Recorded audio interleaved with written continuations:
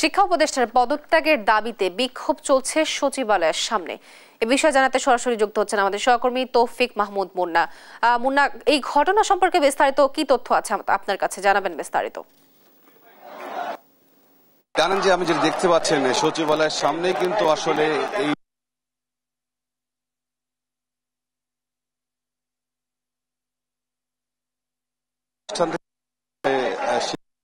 তারা কিন্তু এখানে স্লোগান দিচ্ছেন। শিক্ষা উপদেষ্টা তারা ভুয়া সচিবালয়ের প্রত্যেকটি গেট কিন্তু বন্ধ রয়েছে। আমরা আসলে বাইরে যেতে পারছি না, ভিতর থেকে আসলে ছাদ থেকে দেখানোর চেষ্টা করছি যে এখানকার বর্তমান কি অবস্থা।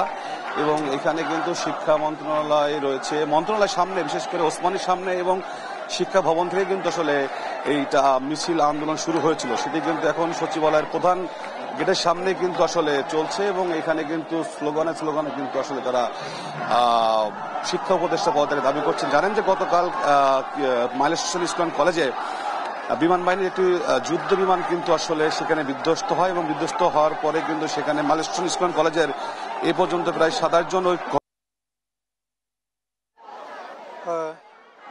ধন্যবাদ আপনাকে। আমরা দেখছিলাম যে শিক্ষার্থীরা এই মুহূর্তে কিন্তু সচিবালয়ের সামনের যে সড়কটি রয়েছে সেখানে তারা বন্ধ করে রেখেছে এবং তারা দাবি করছে যে গতকাল মাইলস্টোন স্কুল অ্যান্ড কলেজে যে বিমান দুর্ঘটনাটি হয়েছে এই ঘটনায় আসলে সরকার এবং বিভিন্ন মন্ত্রণালয়ের মন্ত্রীরা আসলে নানাভাবে সেখানে বিষয়টিকে ধামাচাপা দেওয়ার চেষ্টা করছে, এমনটাই কিন্তু শিক্ষার্থীরা অভিযোগ করছেন। তাদের অভিযোগ হচ্ছে যে যেসব এই ঘটনার সাথে এখন পর্যন্ত আসলে প্রকৃত মৃতের প্রকৃত সংখ্যা কত হবে সেটি তারা প্রকাশ করেনি এবং এক্ষেত্রে শিক্ষা মন্ত্রণালয়গুলো আসলে শিক্ষার্থীদের সাথে যৌক্তিকভাবে কথা বলছে না। এবং আমরা দুজন শিক্ষার্থীর সাথে একটু কথা বলবার চেষ্টা করব যারা এই আন্দোলনের সাথে জড়িত আছে। আসলে আপনাদের কথা বলা যাবে আপনার সাথে?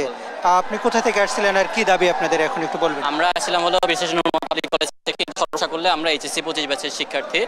এখন আমাদের দাবি ছিল যে আমাদের এই ভঙ্গুর শিক্ষা ব্যবস্থা, এটি দাবি ছিল। এখন আমাদের দাবি হচ্ছে যে প্রথমত আমাদের যে শিক্ষা উপদেষ্টা যিনি আছেন আবরার সাহেব, 10টার সময় যে পরীক্ষা হবে, যেহেতু পরীক্ষা হবে এটা আমাদেরকে আগে জানাতে পারতো, কিন্তু উনি তো আবার পোস্ট করেন। কিন্তু এটা যখন আমাদের 5 মিনিটে যখন আমাদের জানানো হয় যে পরীক্ষা হবে, তখন এটি তিনি নিজে এটা জানাননি, যে ব্যক্তির কাছে চলে গিয়েছে।